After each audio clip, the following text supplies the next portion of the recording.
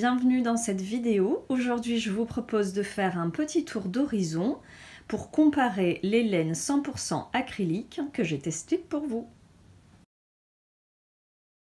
Pour démarrer, parlons tout d'abord des différentes boutiques dans lesquelles vous trouverez de la laine et du coton.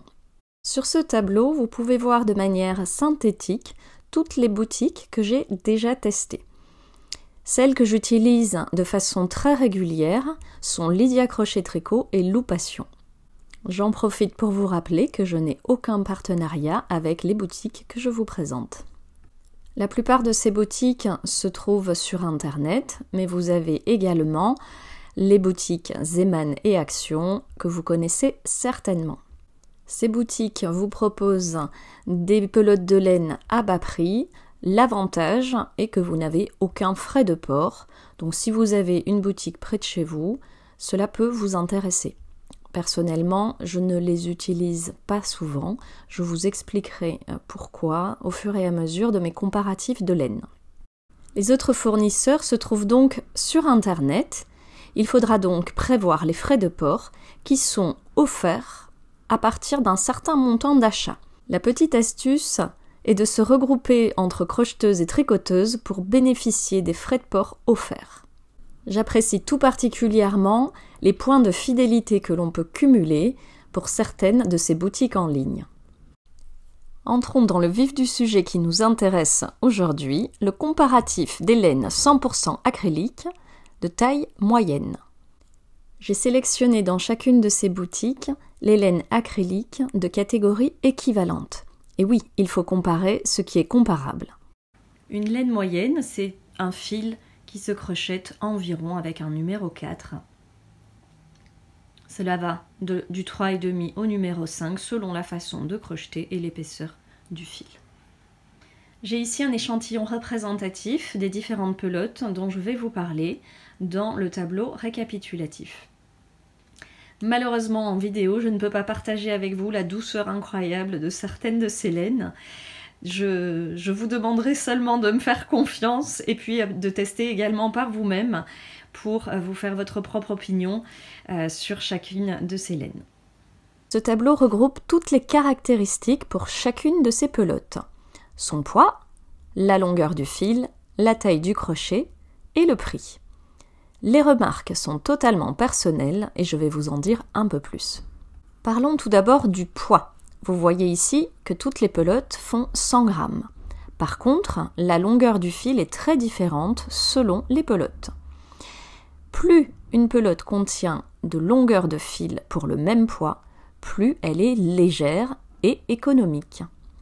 Par exemple, les laines de chez Action et Zeman sont relativement équivalentes et on voit nettement que la laine Suzy avec ses 360 mètres de fil pour 100 grammes tient le haut du podium, question économie. C'est d'ailleurs une de mes préférées puisqu'en plus d'être économique, elle est très douce et agréable à travailler. Si vous démarrez dans le crochet ou le tricot, vous pouvez vous procurer les laines de chez Action ou Zeman qui sont à des prix très abordables. Personnellement, je conseille plutôt les laines de chez Zeman que je trouve beaucoup plus agréables à travailler.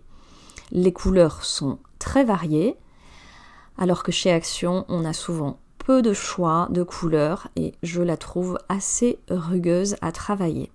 Même quand on démarre, j'ai tendance à conseiller des laines de bonne qualité car c'est beaucoup plus agréable et beaucoup plus facile à travailler et cela peut tout à fait jouer dans votre envie de continuer dans la passion du crochet ou du tricot. Une bonne laine, c'est aussi une laine qui ne se déforme pas à l'usage et au lavage. C'est pourquoi j'utilise les autres gammes qui sont relativement économiques compte tenu de leur qualité. La laine classique de chez Lydia Crochet Tricot me paraît idéale pour effectuer des couvertures. C'est un très bon rapport qualité-prix avec un large choix de couleurs.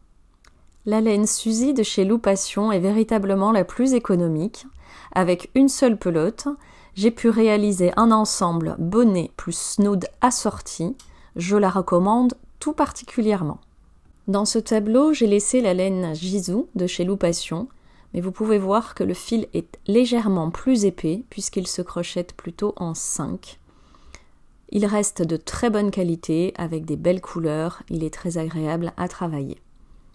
Parlons enfin de ma laine acrylique préférée, c'est la laine bébé de chez Lydia Crochet Tricot.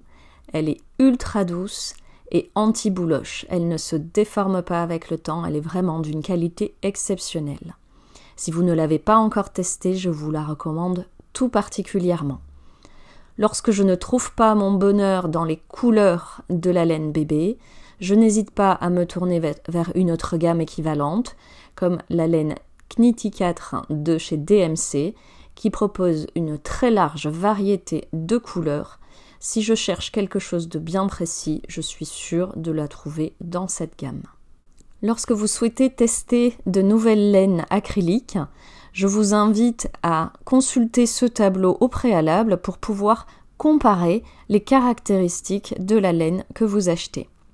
Cela vous évitera quelques mauvaises surprises. Voici la première pelote que j'ai achetée lorsque j'ai démarré le crochet. J'ignorais tout des tarifs et des caractéristiques des laines. C'est une laine de très bonne qualité de la marque Plassard, mais elle pesait 50 grammes et coûtait 4 €. Donc lorsque vous avez le tableau sous les yeux, vous voyez tout de suite que le prix peut être vite multiplié par 3, 4 ou 8 selon où vous l'achetez.